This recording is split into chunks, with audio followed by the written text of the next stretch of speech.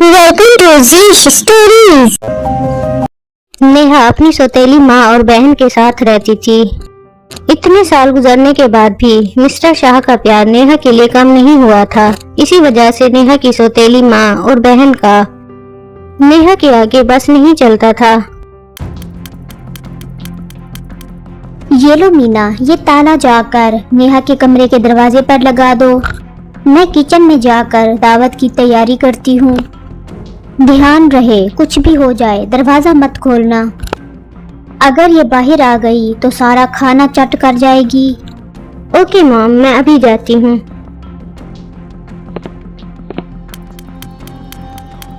ये इतने अच्छे अच्छे खानों की खुशबू आ रही है, आज तो मजा आने वाला है। ये दरवाजा क्यों बंद है? मीना कहीं की, दरवाजा खोल, दरवाजा क्यों बंद कर रखा है? ये दरवाजा नहीं खुलेगा। मॉम ने कहा है कि जब तक वो नहीं कहेंगी तुम अंदर ही रहोगी। तुम्हारी मॉम की तो ऐसी की तैसी, वो होती कौन है मुझे कैद करने वाली? अच्छा, तो उसे खाने का डर है, तो क्यों ना इसे इस डर का मजा चखाया जाए। नेहा खिड़की से बाहर निकलकर किचन में पहुंच जाती है, जहां तरह तरह के खाने की डिश रखी हुई थी।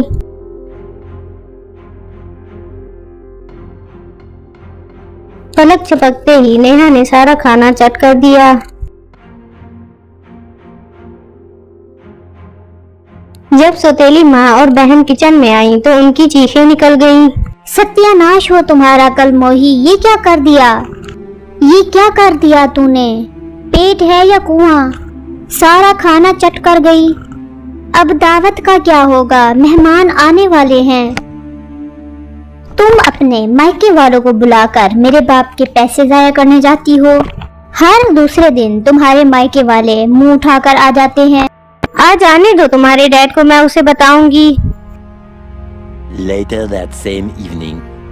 डैड, ये सौतेली मॉम मुझ पर जुल्म करती है। ऐसे तो नहीं होता है। और मुझे खाना नहीं देती।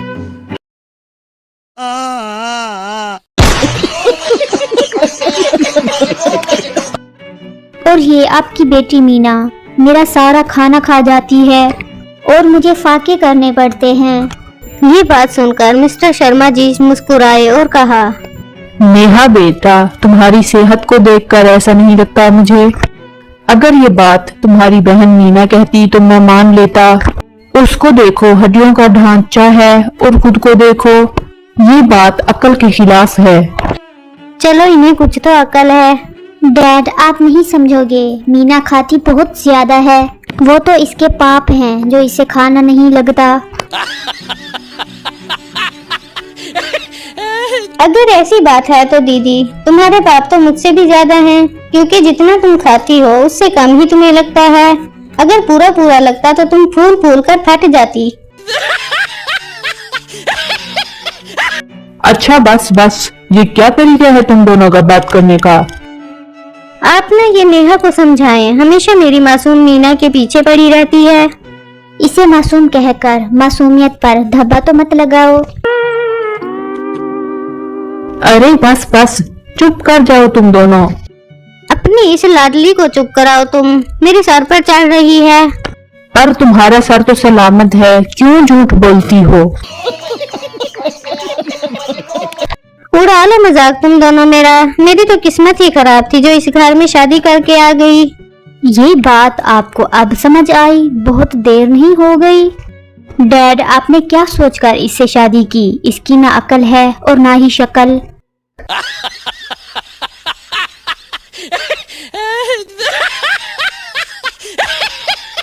तेरी दादी की पसंद है बेटा।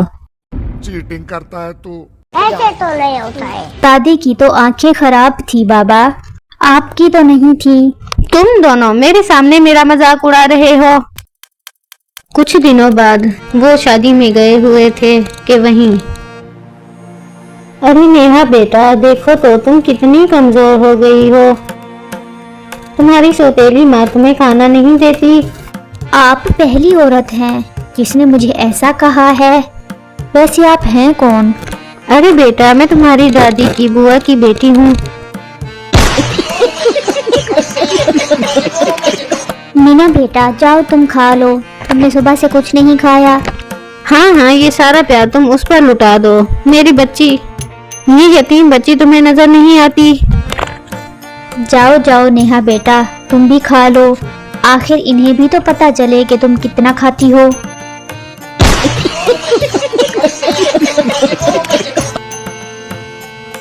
फिर वो सब अपने घर वापस आ जाते हैं। यूं नेहा और उसकी सौतेली माँ की नोक-झोंक में वक्त गुजर गया और फिर आखिरकार नेहा के शादी की बात चलने लगी घर में। और आखिर नेहा की शादी का दिन भी आ गया, रुखसती के वक्त। शुक्र है माँ, आखिर इससे जान छूटी। हाँ, आज मैं बहुत खुश हूँ। अब देखना, साल में बस 1-2 बार ही इसका मुंह देखना पड़ेगा। वो दोनों खुशी से सो जाती हैं, मगर उनकी खुशी ज्यादा देर न ठहरी। अगली सुबह ही नेहा एक खबर के साथ अपने घर आई और वो खबर ये थी। डैड, मैं आपके पड़ोस में ही शिफ्ट हो गई हूँ।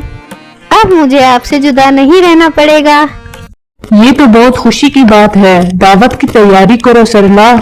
हाय मेरी किस्मत। खत्म। Bye bye, tata, goodbye, गया।